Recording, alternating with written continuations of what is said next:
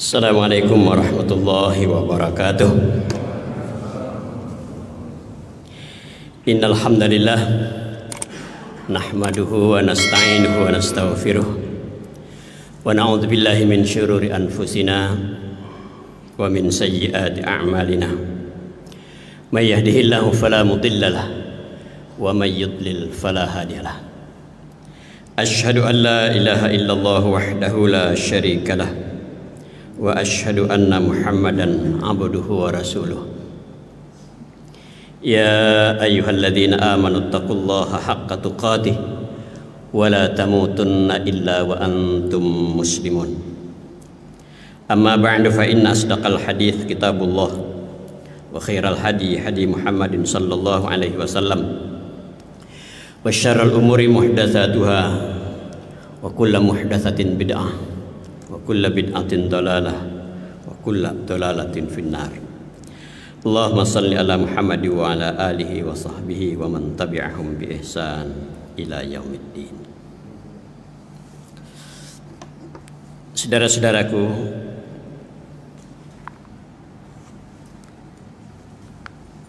jamaah salat subuh Masjid Al-Ijtihad.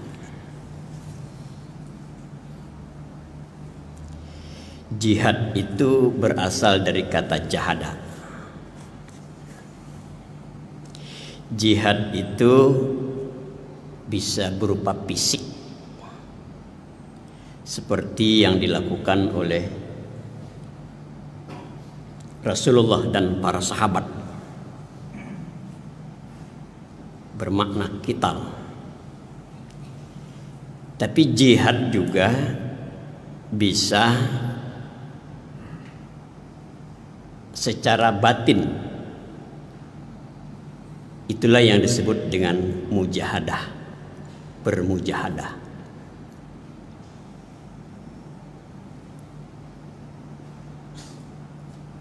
Jihad juga bisa secara pemikiran, menguras otak dia untuk memahami, seperti yang dilakukan oleh para imam madhab. Itulah yang disebut dengan ijtihad.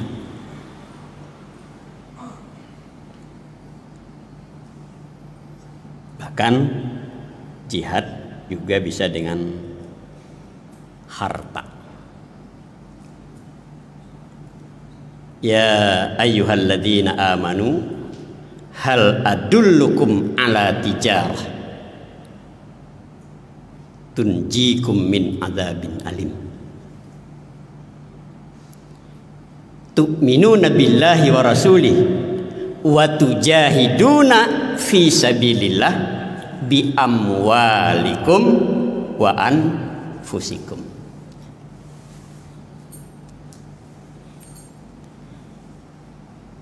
Dengan harta dan diri jiwa kita.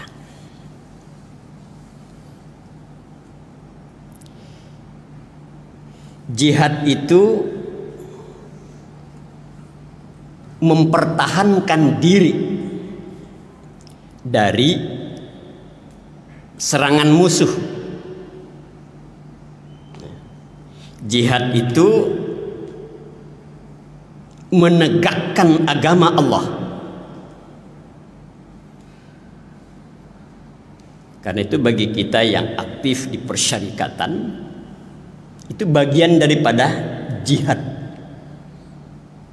Karena persyarikatan kita ini, Muhammadiyah ini, itu menjunjung tinggi menegakkan agama Islam agar terwujud masyarakat Islam yang sebenar-benarnya. Jadi kita ber-Muhammadiyah, kita ber-Aisyah, kita ber-IMM, kita ber-NA, kita bertapak suci, kita berpemuda. Muhammadiyah itu bahagian daripada jihad kita. Jihad itu adalah melepaskan diri dari belenggu syaitan la'natullah. Jihad itu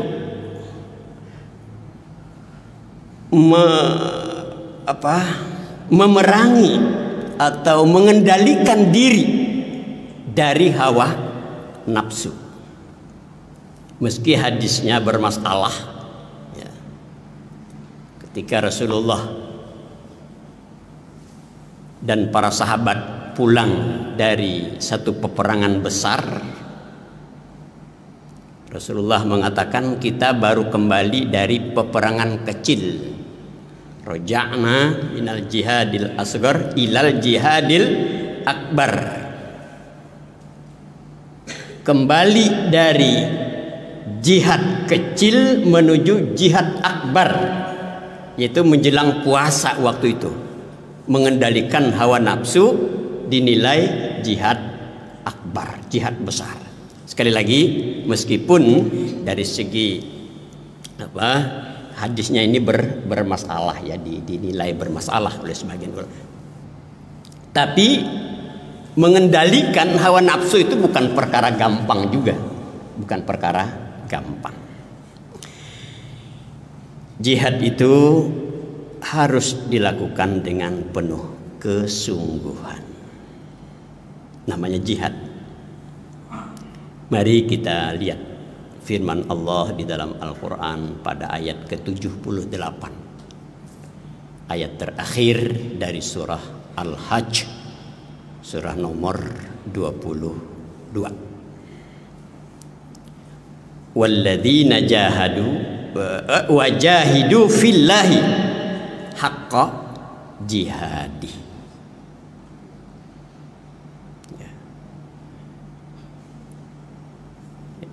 Berjihadlah, berjuanglah, bersungguh-sungguhlah di jalan Allah dengan sebenar-benarnya, dengan sungguh-sungguh, dengan serius. Imam Ibnu Katsir dalam tafsirnya, ya, jihad itu dengan fisik, dengan jiwa, dengan harta, dengan penuh kesungguhan.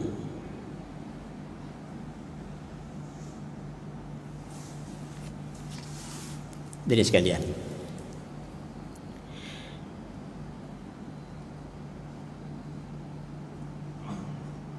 bermuhammadiyah ini beraisyah atau berjihad, berjuang di jalan Allah apapun, termasuk berdakwah seperti ini, jadi tahmir masjid, jadi panitia pembangunan masjid, jadi panitia pembangunan pondok pesantren. Itu ada kalanya, ada saat-saat tertentu kita mengalami penurunan semangat.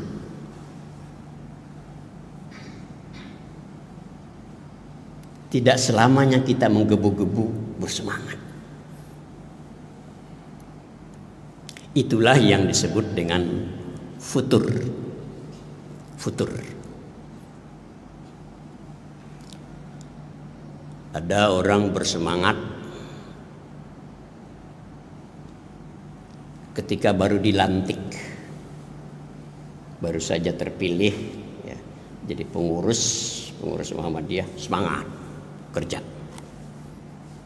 Tidak ada rapat yang tidak diikuti. Gak siang, gak malam, semangat. Nanti tahun kedua mulai, tahun ketiga, keempat sudah mulai jarang ikut rapat, cuma kirim pesan aja, mohon maaf saya ada sesuatu yang tidak bisa ditinggal, saya ada acara keluarga, mohon maaf saya lagi nggak enak badan, dan seterusnya dan seterusnya. Nanti pas menjelang muktamar aktif lagi, ya, aktif lagi. Siapa tahu nanti dijadikan peserta, jadi utusan. Dakwah juga begitu. Dakwah juga begitu. Ada saatnya kita rajin. Nggak apa-apa kesuaran saya khutbah. Pada perjalanan ke sana mungkin 1 jam. Bukan hanya sekedar jauh, jalannya itu. Ya. Sudah ganti bupati begitu-gitu aja. Berapa kali sudah ganti bupati? Jalan kesuaran ke begitu-gitu aja. Belum lagi ke sana ya.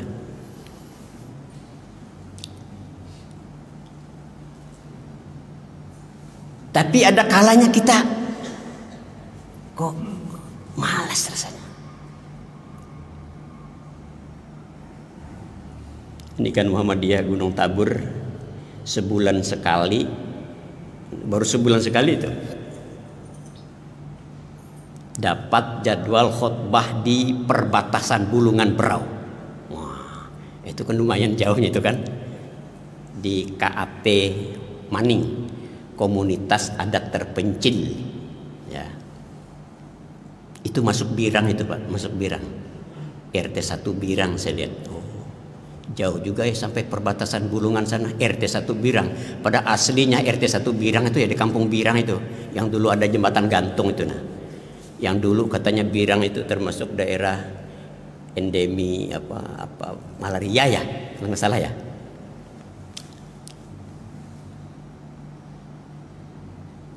Wah, waktu anunya bersemangat aja, tapi begitu mau piginya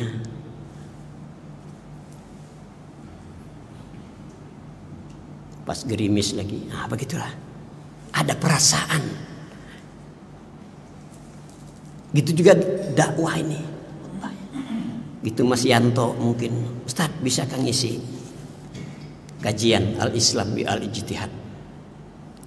Atau yang Kentara itu bulan puasa. Bulan puasa itu. Kan biasanya masjid ada kultum subuh, ada kultum tarawih. Waktu diminta itu bersemangat aja. Oh ya, insya Allah saya bisa. Semangat kan, bulan puasa kan pahalanya besar. Tapi begitu hari H, ya, mungkin kita terbangun agak lambat, buru-buru makan sahur, perjalanan dari Gunung Tabur ke sini ini mungkin sekitar 17 menit. Kalau siang lebih lampu merahnya. Kadang-kadang ada truk di belakang ini lambat lagi. Aduh, kita mau cepat ini.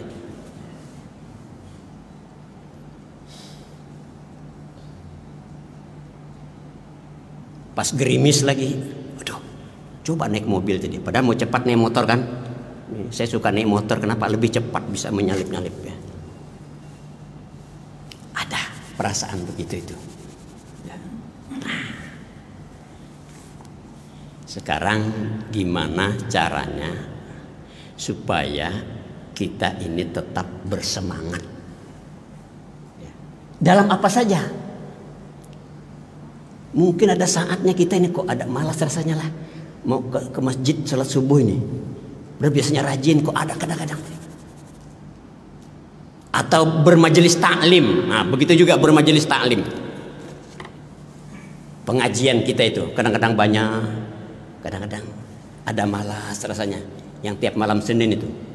Atau kalau di Masjid An-Nur tiap malam Ahad. Tiap malam Sabtu. Kadang-kadang ada perasaan malas turun. Kadang-kadang kita milih-milih. Siapa yang ceramah ini? Siapa ceramahnya? Pak Indra. Malas kalau Pak Indra. Jadi pilih mau turun. Saya mau aktif pasal yang ceramah itu umpamanya.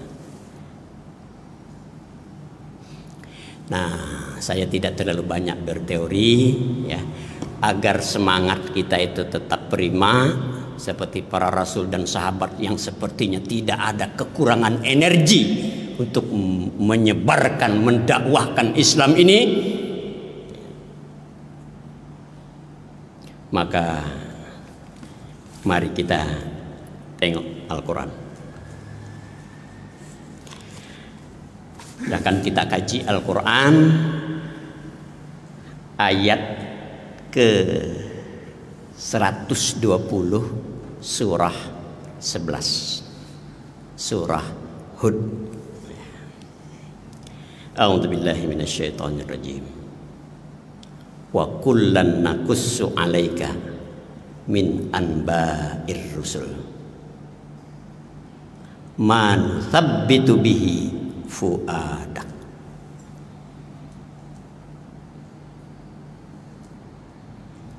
Dan kami kisahkan, kami ceritakan kepada engkau hai Muhammad, cerita tentang para rasul terdahulu, yang dengan itu membuat hati kamu lebih mantap, lebih yakin.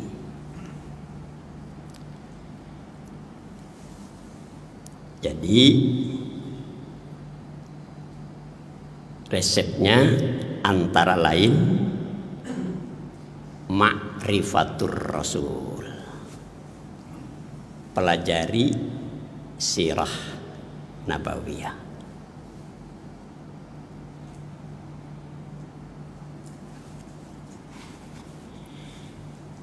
Karena Allah sendiri menyebutkan bahwa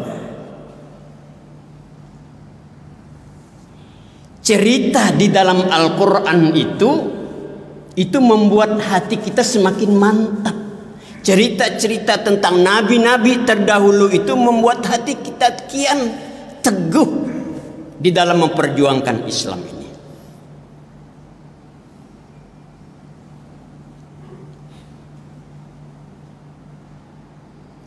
Dan cerita terbaik itu adalah cerita yang ada di dalam Al-Quran. Ya. Maka seyogyanya para orang tua itu menceritakanlah cerita-cerita yang ada di dalam Al-Quran itu kepada anak-anaknya. Coba lihat di dalam Al-Quran surah 12, surah Yusuf. Pada ayat yang ketiga, nahnu nakussu alaika ahsanal qasasi. Kami ceritakan kepada engkau hai Muhammad cerita-cerita yang ada di dalam Al-Quran itu yang merupakan sebaik-baik cerita.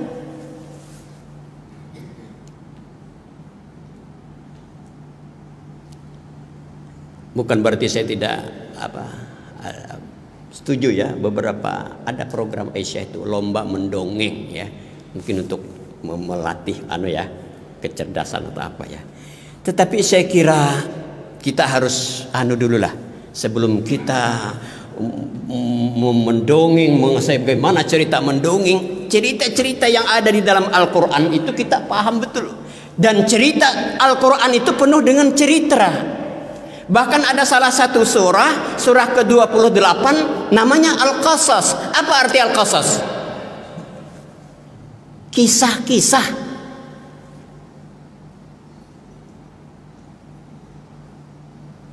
Nah, ini yang jarang kita sampaikan kepada anak-anak kita yang masih kecil, itu cerita-cerita tentang Nabi, cerita-cerita bagaimana Panglima Khalid bin Walid, bagaimana Sa'ad bin Abu Waqqas, dan seterusnya dan seterusnya. Kita kadang-kadang lebih senang menceritakan yang saat ini. Coba kita perhatikan.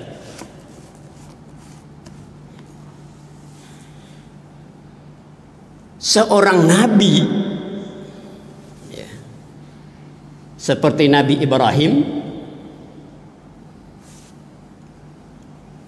itu dijelaskan oleh Al-Quran, dia memiliki atau mempunyai keturunan tuh usia sudah 80-an tahun. Coba ambil Quran, saya lupa bawa Quran.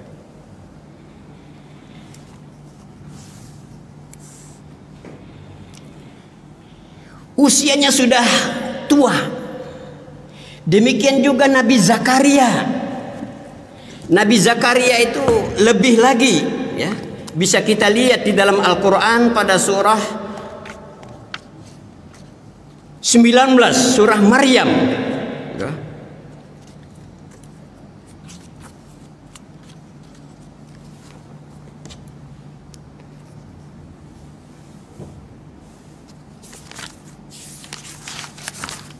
pada ayat yang ketiga,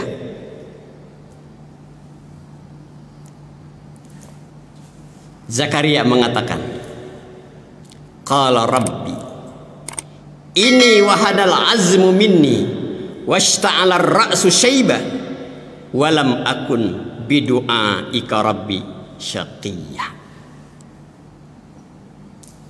Berkata Zakaria, Tuhan, tulang-tulangku sudah lemah, rambutku sudah memutih, uban di kepalaku sudah banyak.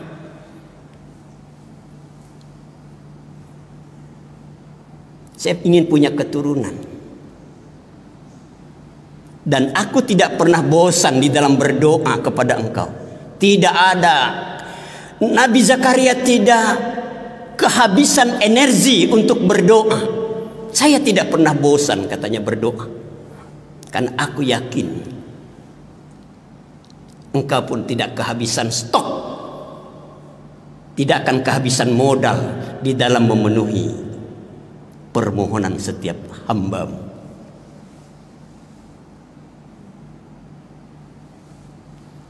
Ini kan kalau membaca ini, bagi orang yang sudah berkeluarga puluhan tahun, 20-an tahun belum dikaruniai anak, ada energi. Ada energi di dalam dirinya, bahwa orang sekelas Zakaria, orang sekelas Nabi Ibrahim, bapaknya tauhid, bapaknya min anba'ir rasul, bapaknya para rasul, juga mengalami hal yang sama, dan dia tidak pernah bosan untuk berdoa memohon kepada Allah. Coba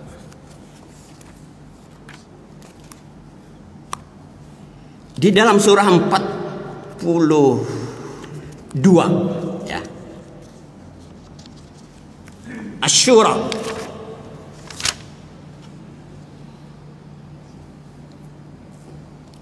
pada ayat ke-49, lillahi mulkus samawati wal ard yakhluqu ma yasha'u yahabu liman yasha'u inatha wa yahabu liman yasha'u adh-dhukr.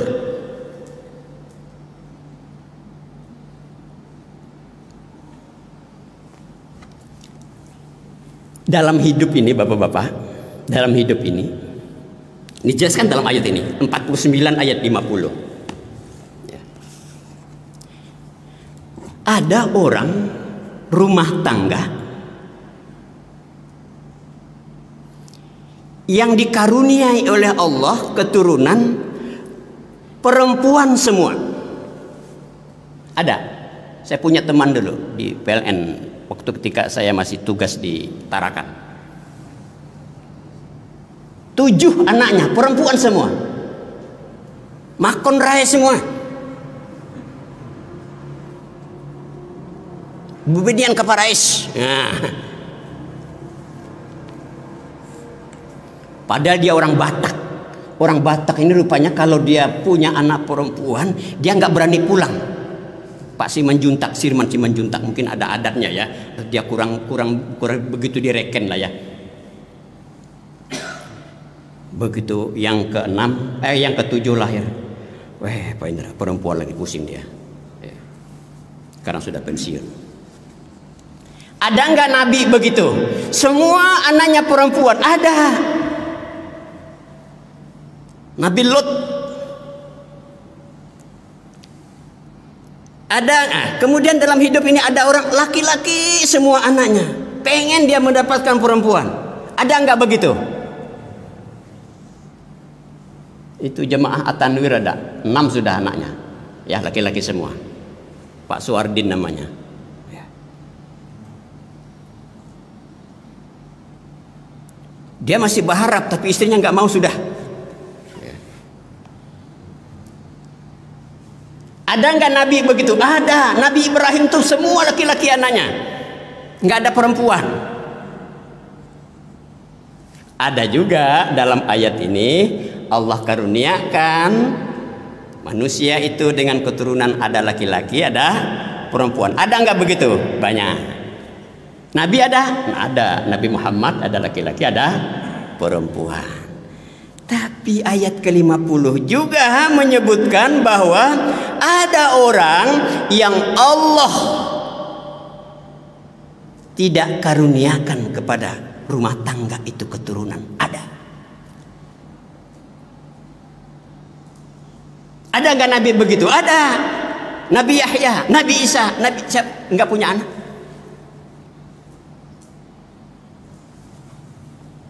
Dengan cerita-cerita seperti ini, itu akan memantapkan kita.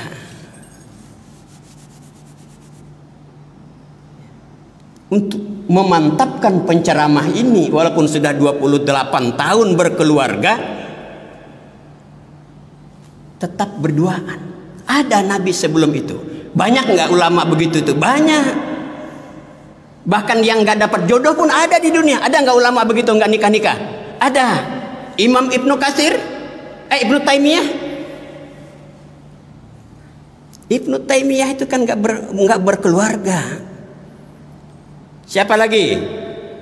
Ulama yang menulis tentang Riyadhus Shalihin, kitab Arba'in, Imam An-Nawawi, itu tidak berkeluarga.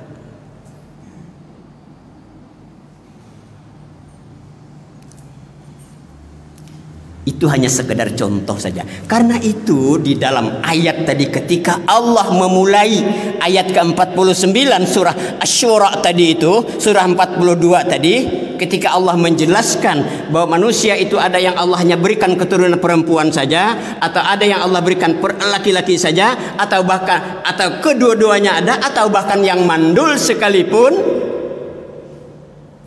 Allah mulai ayat itu dengan akulah pemilik kerajaan langit dan bumi.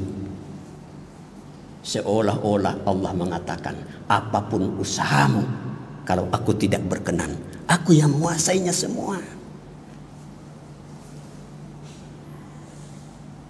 Allah mengatakan begitu. Nah, ini contoh bapak-bapak, bahwa dengan mengetahui, menghayati cerita-cerita di dalam Al-Quran itu membuat kita semakin mantap, membuat kita tidak kehabisan energi di dalam memperjuangkan Islam ini. Apa yang dilakukan oleh para kita ini tidak ada apa-apanya dibandingkan dengan para rasul terdahulu.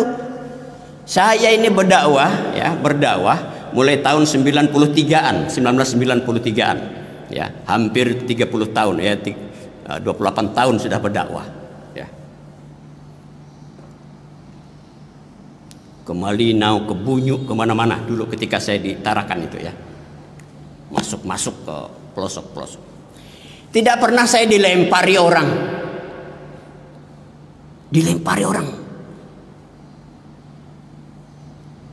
Coba, Rasul pernah dilempar? Bukan hanya dilempar sama batu, sama kotoran onta, dicaci maki, dituduh macam-macam. Menjadi penyihir lah, dituduh gila. Dituduh gila itu. Saya belum pernah nih, Pak Indra itu stres itu.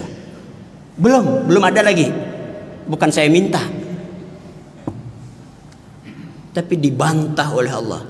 Nun wal qalami wa ma yasturun ma anta bi ni'mati rabbika bimajnun. Tidak Muhammad, engkau tidak gila ya. Engkau mendakwahkan Islam ini tidak gila.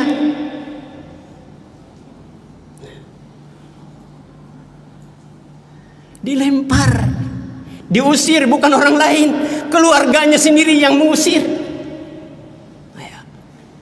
pamannya, keluarganya, orang-orang dekatnya. Coba saya tanya Pak Paryo, ada nggak pernah mengusir kita dari Lebanon berdakwah? Enggak, kadang-kadang dikasih amplop lagi malah. Ayo Pak, makan dulu, masuk. Luar biasa dihormati. Itu pun kadang-kadang kita malas dakwah. Jawaban apa yang akan kita berikan di hadapan Allah Subhanahu wa taala? Manakala kita ditanya, kenapa engkau loyo berdakwah? Kenapa engkau malas? menyiarkan agama ini, menegakkan kebenaran, menyuarakan kebenaran. Ayo. Buya Hamka pernah dipenjara beberapa tahun, bahkan dituduh sebagai pengkhianat negara karena tulisan-tulisannya, karena dakwah-dakwahnya. Kita nggak pernah dipanggil polisi aja, belum pernah ini. Tapi kita kok ketakutan betul kayaknya. Cerita-cerita di dalam Al-Quran itu luar biasa. Begitu juga cerita tentang para sahabat di dalam membela Rasul. Seorang sahabat yang hilang tangannya, putus tangannya, membela Rasul, tetapi dia tetap pengen ikut berjuang. Adakah orang seperti sahabat yang bernama Hanzalah yang baru 1 malam dia menikah? Di dalam cerita itu dikatakan dia belum mandi junub, tetapi karena ada panggilan jihad, panggilan perang, ditinggalkan istrinya itu dan dia menemui syahidnya. Kalau orang syahid di medan perang dalam Islam itu tidak perlu dibersihkan, tidak perlu dimandikan dia. Biarkan dia dengan berlumuran darah. Darah itulah yang menjadi saksi yang di hadapan Allah Subhanahu wa taala bahwa dia ini telah syahid membela agama Allah. Tapi ada sahabat yang melihat, kenapa dari tubuhnya itu mengalir air biasa? Rasul mengatakan, para malaikatlah yang menyiram tubuhnya Hanzalah ini. Baru 1 malam, tapi karena ada panggilan, bergegas dia, seolah-olah lupa dia masih pengantin baru. Energi apa itu? Kekuatan apa yang menggerakkan? Hadirin sekalian, jangankan itu, ya, itu para sahabat luar biasa, para ulama salaf terdahulu. Coba perhatikan. Saya pernah mengatakan di tempat ini juga, semangat para ulama itu di dalam menuntut ilmu luar biasa. Nah, di dalam buku ini ya, diceritakan ya kisah-kisah para ulama menuntut ilmu. Ada ulama yang tinggal di Basrah, Irak, untuk mendapatkan 3 buah hadis saja. Dalam cerita lain 1 buah hadis saja dia rela melakukan perjalanan ke Madinah, mengendarai onta. Perjalanan ke sana itu berbulan-bulan.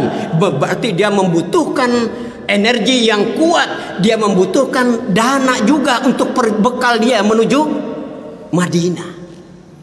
Bayangkan, meninggalkan pekerjaannya, meninggalkan keluarganya hanya untuk mendapatkan 1 atau 2-3 hadis. Semangatnya luar biasa. Kita kadang-kadang anak kita sekolah di SD Muhammadiyah, SPP-nya 150.000 per bulan, itu pun menunggak 4 bulan. Perhitungan betul kita. Pada ulama tadi berbulan-bulan dia menyiapkan bekalnya. Ini anak dititipkan di TPA, seperti di TPA Basinang Gunung Tabor ya, di Masjid At-Tanwir. Kan SPP-nya 40.000 itu. Saya bilang bikin mahal, bukan apa-apa ya. Jadi SPP termahal itu Masjid Muhammadiyah Gunung Tabor At-Tanwir ya. Mungkin 40, kalau perlu 50 1 bulan. Ya. Menghargai ilmu ya. Bukan untuk dibagi-bagi juga, paling untuk beli bakso sama guru-gurunya, sekali-sekali bakso ya, guru-gurunya. Itu pun saya tanya, ada yang nunggak? Ada ini Ustaz. Wah. Padahal HP gonta-ganti, ada merek baru keluar beli. Tapi untuk biaya SPP anak yang dititipkan, ini mengajarkan Al-Quran.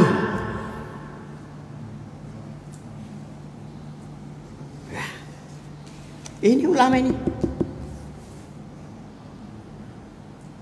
Bukan main semangatnya. Beberapa waktu yang lalu Kiai Umar Hadi kan sudah, katanya jangan Kiai karena istri baru 1. Maaf Pak Kemanto ya.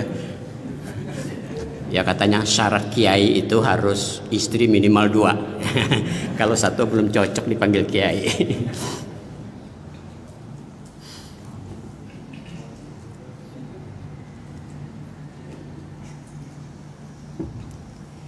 Beberapa hari yang lalu ketika Ustadz Umar Hadi menyampaikan di pengajian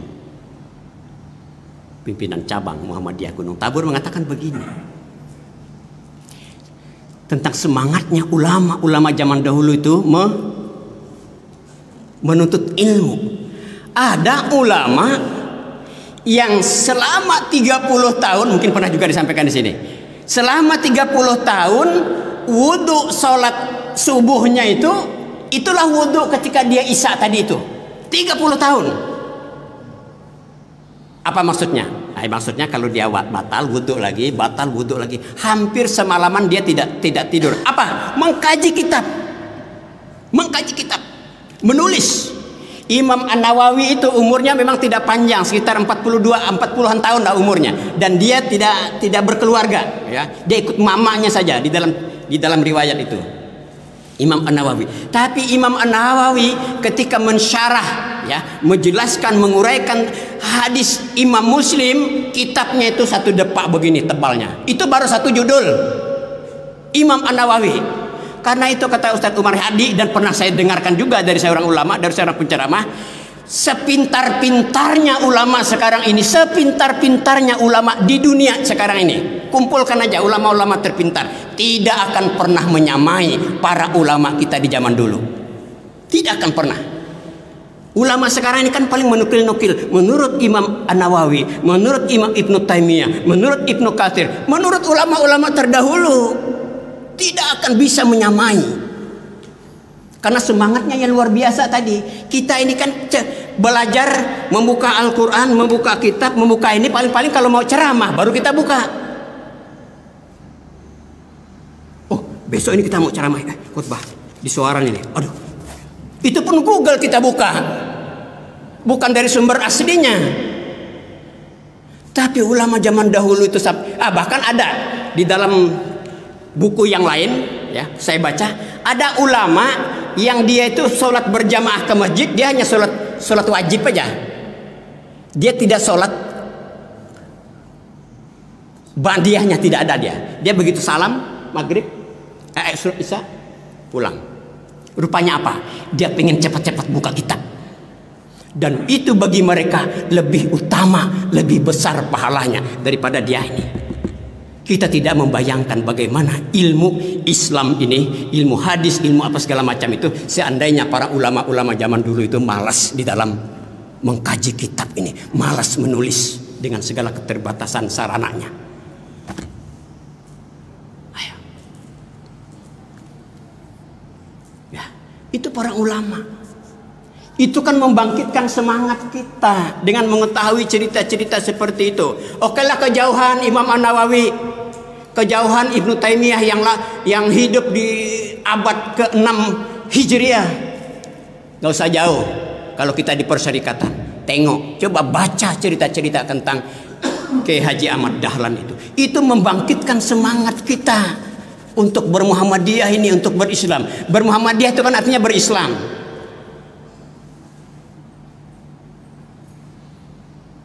Ketika asik mengajar Kiai Dahlan di kelas, datang utusan istrinya mengatakan anaknya si Jumhan lagi sakit keras. Sakit ya Kiai, tolong pulang. Apa ujar Kiai? Tolong anak-anakku tenang sebentar, ya, bapak pulang sebentar. Pulang dia, dilihatinya anaknya, ya, dinasehatinya, anakku sakit, sembuh itu dari Allah. Berdoalah kepada Allah, berbaik sangkalah kepada Allah, bertawakallah kepada Allah. Kalau Allah menghendaki engkau sembuh, engkau sembuh. Kalau Allah menghendaki lain, maka insya Allah engkau akan bertemu dengan almarhumah kakakmu si Johana, dan kita akan bertemu nanti di dalam surga. Setelah itu apa? Kiai itu pamit, meninggalkan anaknya yang sakit keras dan istrinya yang menangis ke saat itu. Nangis istri. Kembali dia mengajar ke kelas. Itu Kiai Dahlan, kita baca sejarahnya di buku Matahari Muhammadiyah. Kita mungkin izin dulu. Aduh, iyalah, pulang aja nak ya. Bapak anak sakitnya. Mungkin begitu kita bubar. Muridnya senang juga, alhamdulillah. Ya.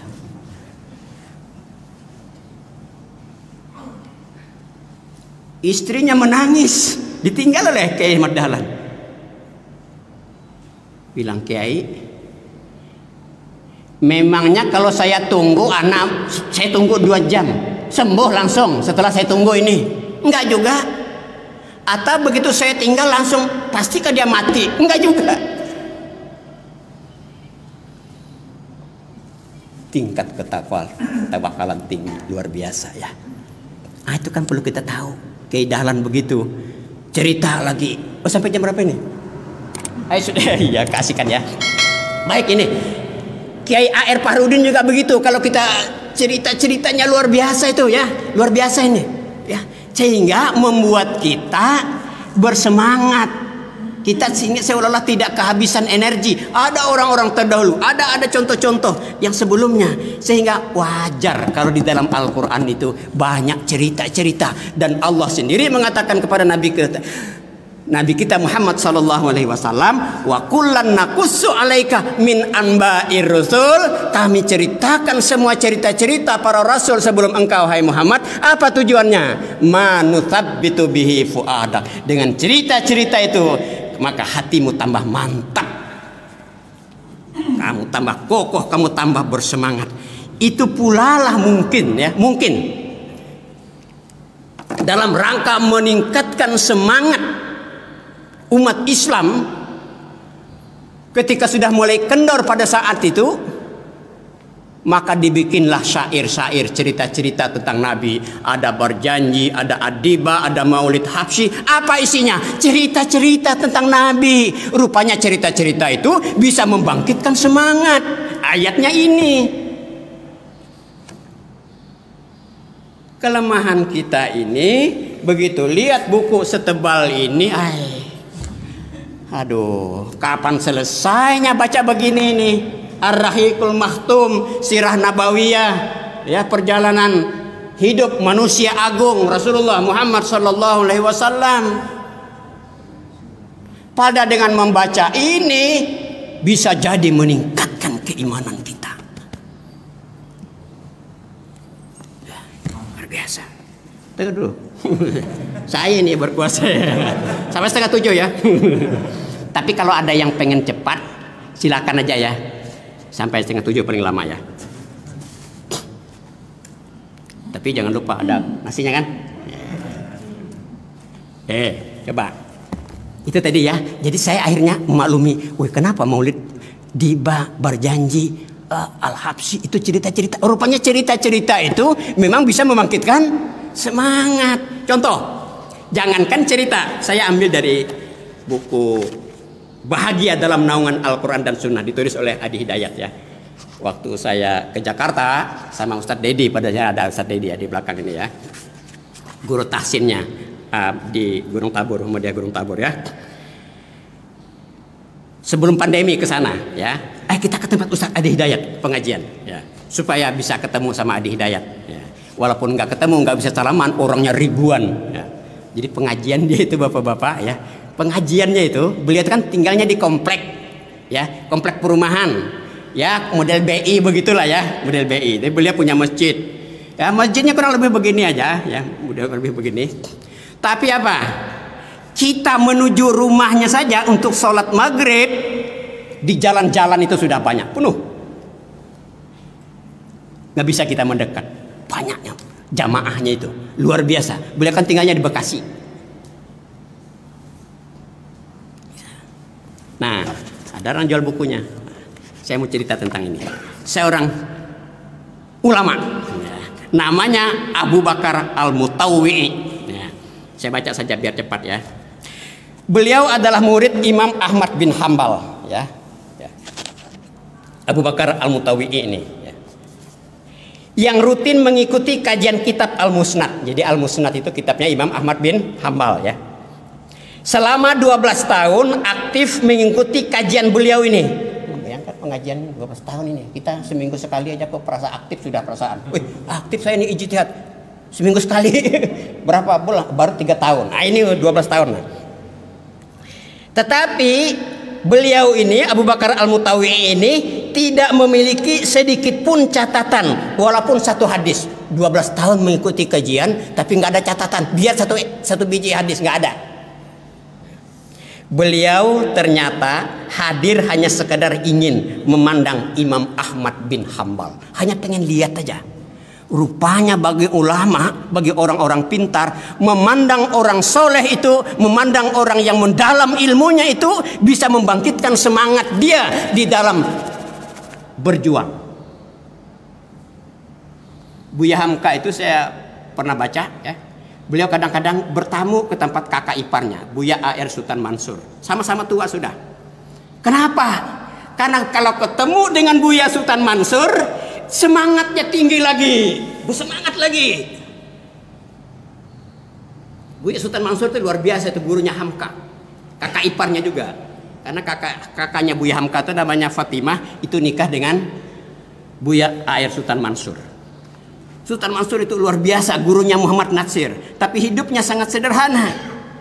Ya, kalau saya pulang ke Meninjau, kata Buya Hamka, saya lihat ada yang mengatakan dia lagi bikin, Meninjau itu nama danau ya di daerah Sumatera Barat ya, Danau Meninjau. Dia menjahit jalanya yang robek, pakai baju kaos biasa. Luar biasa kalau beliau berceramah. Tapi kadang-kadang kalau kita ke rumahnya, ketika anaknya bertanya, Pak, beras habis. Luar biasa kalau beliau berceramah kemana-mana. Bung Karno itu kadang-kadang ke rumah Buya A.R. Sultan Mansur untuk minta nasihat beliau.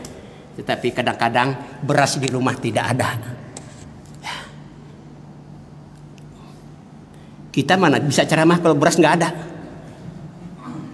Beliau lupa, asik ceramah luar biasa. Begitu pulang istrinya nanya, Pak, beras habis. Kalau kita mungkin waktu maaf ya, belum bisa ini, beras habis, belum bisa ceramah kita. Bagi Buya Hamka, orang sekelas Buya Hamka itu hanya sekedar bertamu kepada kakaknya itu bisa membangkitkan semangat dia. Saya lanjutkan cerita ini tadi ya. Maaf sambil ini tambah lama sakit belakangnya. Menariknya hadirin sekalian, Ibnu Al-Jauzi seorang ulama juga menuturkan bahwa mayoritas siswa yang hadir di majelisnya Imam Ahmad bin Hambal itu memiliki tujuan yang sama dengan Al-Mutawi'i. Jadi rupanya tidak semua yang hadir tadi ingin mencatat hadis dari Imam Ahmad bin Hambal. Dari sekitar 5.000 santri yang hadir dalam kajian Imam Ahmad, bayangkan pada zaman itu tuh sudah 5.000-an yang hadir pengajiannya. Kita kadang-kadang, banyaknya hadir di ijtihad berapa orang? 150. Nggak ada apa-apanya dengan Imam Ahmad bin Hambal yang lahir di abad kedua Hijriah, tahun 1500-an Hijriah. Ini kan 1443, berarti 1200 tahunan yang lalu itu sudah 5.000-an yang menghadiri pengajiannya Ustadz Imam Ahmad bin Hambal. Biasa. Hanya 500 orang yang memiliki catatan, berarti 10%-nya dari 5.000. Selebihnya selain menjadi penyimak setia, yang lainnya adalah sekedar ingin memandang wajah mulia Imam Ahmad bin Hambal, karena bagi mereka begitu berbahagia, akan meningkatkan semangat mereka ketika memandang wajah ulama itu. Dari sini juga saya akhirnya paham kenapa di Banjar itu hampir kadada rumahnya orang Banjar itu kadada foto gurunya Haji Ijai, Guru Ijai.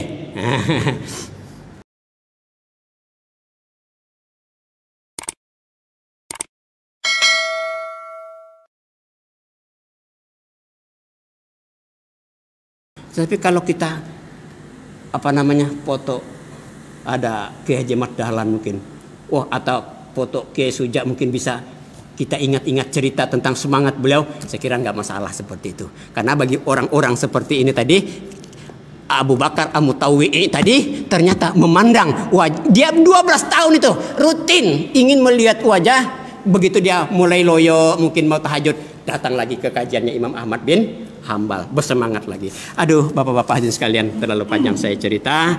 Ya mudah-mudahan inilah salah satu resep dari saya, ya dari kita semua. Bukan dari saya hanya menyampaikan dari Al-Quran bahwa ternyata cerita-cerita itu, terutama cerita-cerita yang ada dalam Al-Quran itu mampu membangkitkan semangat kita di dalam supaya energi kita itu, energi kita di dalam bermuhammadiyah, energi kita dalam bertahajud, energi kita dalam berdakwah, energi kita dalam mengkaji Islam, energi kita dalam apa saja untuk mengisi sisa-sisa kehidupan kita ini. Yang benar datangnya dari Allah Subhanahu wa taala, yang salah adalah karena kekurangan saya. Kita tutup dengan doa kafaratul majlis. Subhanakallahumma wa bihamdik asyhadu an la ilaha illa anta astaghfiruka wa atubu ilaik. Wabillahi taufiq wal hidayah. Wassalamualaikum warahmatullahi wabarakatuh.